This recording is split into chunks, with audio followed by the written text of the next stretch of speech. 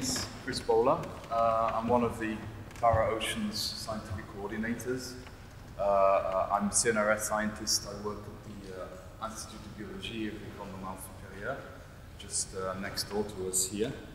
So we're here to celebrate the five publications that were published in Science a couple of weeks ago, coming out of the Tara Oceans project. So it's a celebration. It's a great success for us to have managed to have gotten these 5 papers in Science, obviously. And we also want to take this opportunity to share the science with you, because for several years we've talked a lot about adventure and exploration and how great it is to have done this, the Tara Oceans project, logistically and so on, but we've not really had much chance to show the science because, you know, the science takes time before it gets finalized, and, you know, finally now we want to spend the time to really show you, to summarize to you what has been published in these 5 papers that came out a couple of weeks ago. So to kick off today's meeting, we have a word of welcome from our host. Our host is Prince Albert II of Monaco, who owns this wonderful auditorium in the Institute of Oceanography here, which used to be actually an institute of research. Now it's officers of Monaco and others, but this is his. He's the owner of this magnificent place. So I will hand over to the Prince, who has a message of welcome to us from shown on video.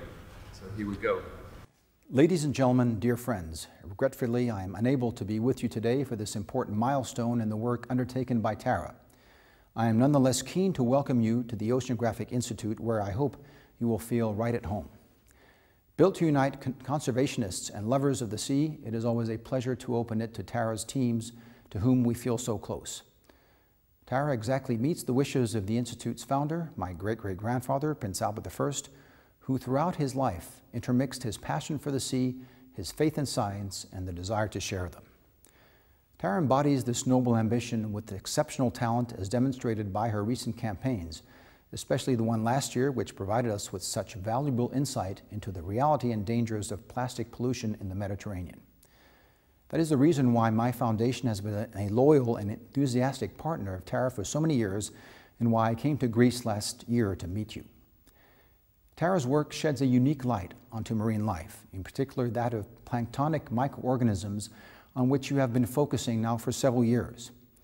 Their huge genetic diversity, their place in the mechanisms of the food chain, and their complex interrelationship with the climate, all these elements which Tara has explored in an unprecedented manner, are key to our understanding of ocean mechanisms. Thanks to this work, a whole area of knowledge regarding our oceans has unfolded before us, opening up essential perspectives in understanding our seas and, more widely, our environment. That is why I hope that this feedback meeting on your work will draw the attention it deserves and will thus confirm Tara's importance in the ocean research and conservation landscape. At a time when these issues are becoming increasingly urgent for our planet, we need Tara, her teams, and her energy more than ever before. We have another word of welcome from Stéphanie Thiraud, who is directrice of the INE at CNRS, the Institut Écologie et Environnement, who will give us some additional words of welcome. And I'd like to take this opportunity also to thank INE and the CNRS in general for their support over the years. So, dear colleagues, nowadays everyone knows that rich ecosystems are vital for life on Earth. Usually, people tend to think of rainforests, but ocean ecosystems dominated by plankton are actually just as crucial. The microscopic beings that drift on the upper layer of the ocean produce half our oxygen, act as carbon sinks, influence our weather, and serve as the base of the ocean food web that sustains the largest fish and marine mammals that we depend upon our broad life from. In spite of this importance, most microbes remain completely undiscovered and unmapped. Today, the CNRS are very, very proud of the first results from the Tara expedition. Proud because the frontiers of our knowledge about life are once again being pushed back. The success of the project is due in part to the multidisciplinary nature and the cooperativeness of the various research laboratories and groups associated with the Tara Ocean. The combined analysis of viruses, bacteria, and small eukaryotes in the study constitutes a uniquely broad assessment of life in the oceans as at an unprecedented scale. We know now that the extended cruise on Tara sailing vessels that enables the massive sample would not have been fiscally or logistically feasible using a traditional research vessel. With a distributed, largely bottom-up management structure, the Tara Ocean investigators were able to implement a creative study design. The enormous public outreach associated with this project served to educate and encourage public interest in the science and the biology of the ocean. This future inherent to the Tara Ocean project can also serve as the motivation for the development of sustainability all over the planet. Indeed, the Tara researchers were able to make remarkable discovery on marine biodiversity. And this is only the beginning, because never before have such results on environmental genomics been obtained on such a scale. We are finally beginning to have a real map of distribution of the planktonic world on the ocean surface over the whole planet.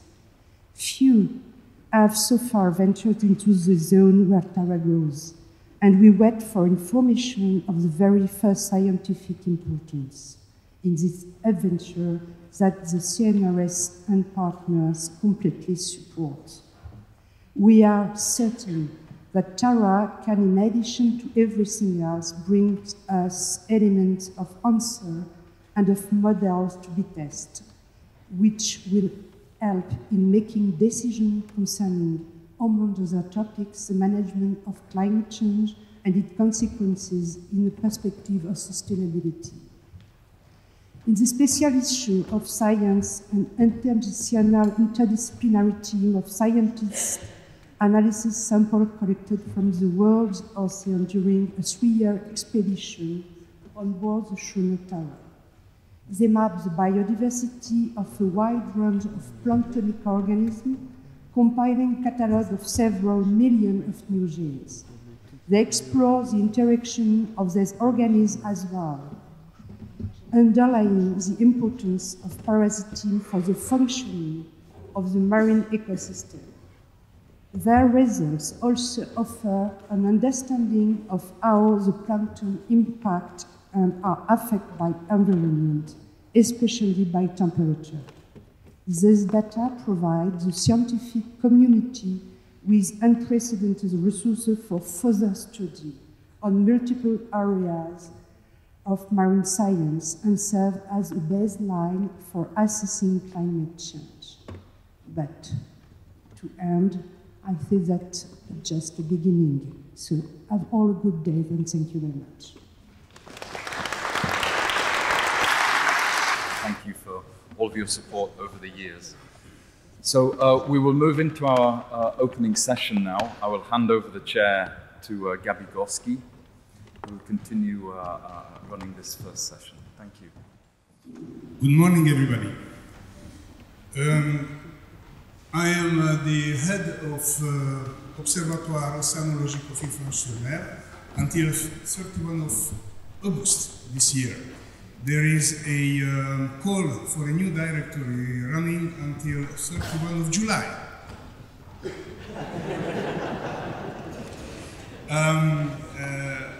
I'm very happy to be here today.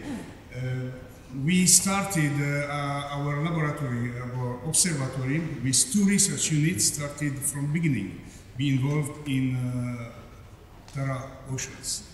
And the oceanographic unit set up and made the acquisition on the station all over the world during 3.5 years. And the developmental biology unit made the imaging during this period. So we are heavily involved in this success that I'm very proud to stay in front of you with a feeling that we made a good job. And we made a good job collectively. We could not do this without help of Tara Foundation, of course, of Agnès B, of Etienne Bourgois, of Romain, and of their teams at sea or at land. Thank you very much. Of support of sponsors, institutional or not institutional sponsors, and of the help or without the help of the Scientific Advisory Board, who pushed us to level up our science until the success that we know today. This is not the end, it is just a stage. A lot of exciting work is ahead of us. But let's look into the past. And into the past, I will call Eric Cassanti, who, like Jupiter, the idea of Tara was growing up of his head. I saw it, I was there. So he will give you, as the man of the origin and the scientific leader of this beautiful experience, his impressions during the 25 minutes.